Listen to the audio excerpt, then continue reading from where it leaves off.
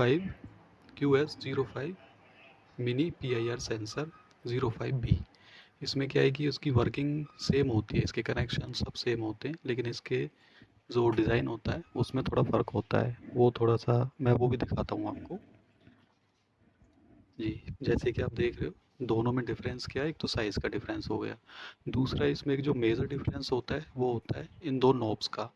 जैसे कि देख रहे हो इसमें कोई नॉब्स नहीं है, लेकिन इनमें नॉब्स होती है। सो इसके बारे में डिस्कस करते हैं, इन नॉब्स के बारे में। सो इन नॉब्स का जो काम होता है, बेसिकली ये दो नॉब्स सबसे इम्पोर्टेंट होती हैं। इन नॉब्स को कहते हैं टाइम नॉब्स और लक्स नॉब्स।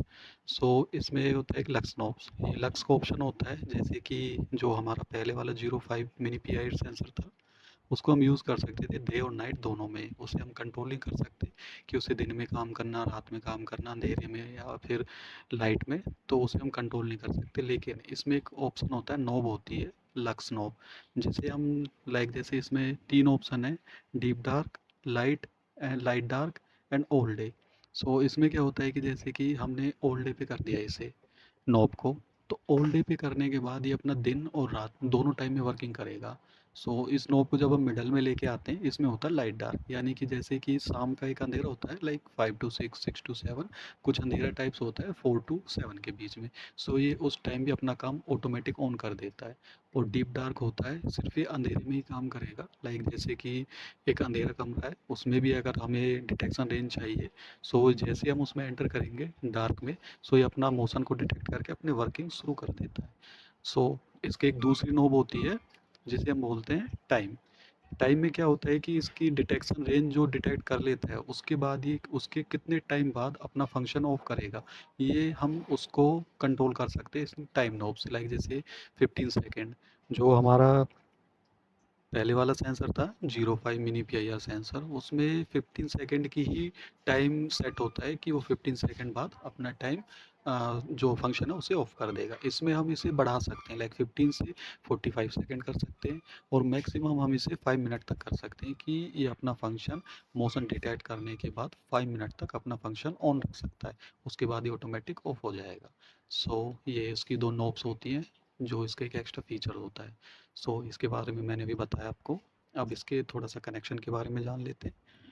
सो इसके साथ भी जैसे ही Q5 के साथ में आती है केबल, इसलिए हमारे पास इसका एक फीमेल कनेक्टर मिला होता है, जिसमें इसकी सारी वायरिंग होती है। सो अब हम इसकी वायरिंग का जो फीमेल कनेक्टर है, उसे अपना कनेक्ट कर देंगे इसके मेल कनेक्टर से, यानी कि PIR सेंसर से। एंड देन इसके कनेक्शन हो गए। अब हम इसके कनेक्शन को अपनी इनपुट और आउटपुट सप्लाई में कनेक्ट करते हैं। सो मैं इसकी कनेक्ट करने के लिए इसकी सप्लाई ले लेता हूँ। इनपुट के लिए मैं यूज़ करूँगा अपनी एक केबल है, अपनी ये स्विच केबल।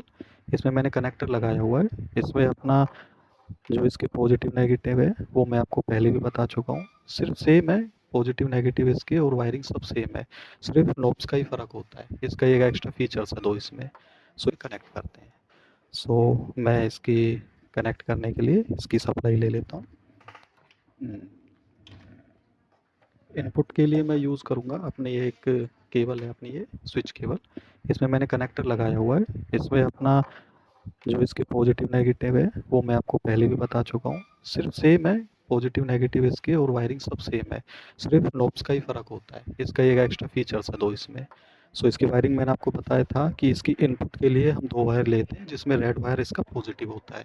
सो पॉजिटिव को हम अपना रेड वायर से कनेक्ट कर देंगे, और नेगेटिव इसमें ब्लू वायर होता है।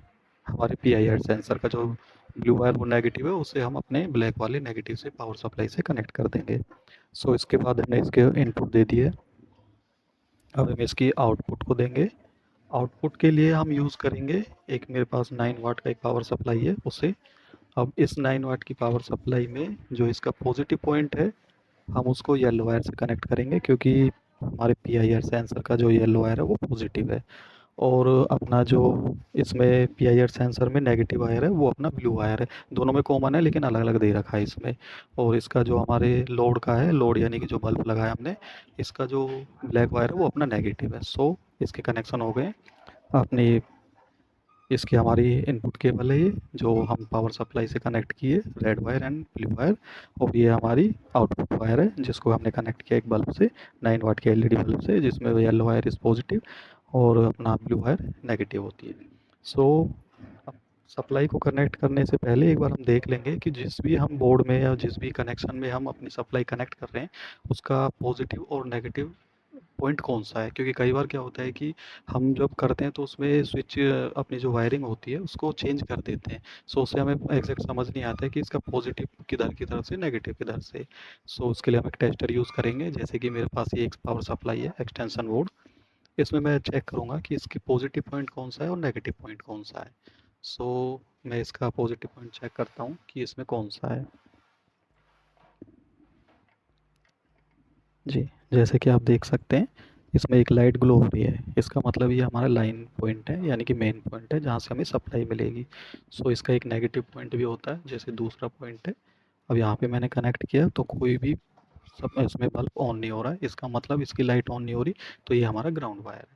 सो बेसिकली, और जो हमें पता ही है जो हमारी पावर सप्लाई में हमें कनेक्शन दिए हैं उनमें जो पॉजिटिव वायर है वो अपना रेड वायर है और जो नेगेटिव वायर है वो अपना ब्लैक वायर है। इसका भी पता हमें, इसके भी पॉजिटिव नेगेटिव, सो दोनों को कनेक्ट करते हैं। अब अपनी जो पावर सप्लाई है सेंसर की, उसे हम कनेक्ट करते हैं अपनी एक्सटेंशन बोर्ड वाली पावर सप्लाई से, एंड देन देखते हैं वर्क करता है नहीं। जी, जैसे ही मैंने पावर सप्लाई को ऑन किया इसने अपना मोशन डिटेक्शन शुरू कर दिया है लेना। तो इसने जैसे ही मोशन मैंने डिटेक्ट किया ये अपना ऑन हो गया है। तो ये अपना 15 सेकंड पे मैंने इसे सेट किया हुआ है और ऑल डे पे है लक्स। इसका लक्स यानी कि इसको हम दिन और रात के लिए ऑपरेट कर सकते हैं, डार्क लाइट के लिए और लाइट के लिए। सो मैंने इसे ऑल डे पे किया हुआ है। सो ये 15 सेकंड तक अपनी वर्किंग रहेगा, उसके बाद ये ऑटोमेटिक ऑफ हो जाएगा। फिर जैसे ही इसे मोशन मिलेगा वो दोबारा ऑन हो जाता है। इसकी कैपेसिटी और हमारे 05 मिनी PIR सेंसर की कैपेसिटी सेम ही होती है। लाइक बस इसकी डिटेक्शन रेंज ज़्यादा होती है, इसकी डिटेक्शन रेंज 6 मीटर तक होती है।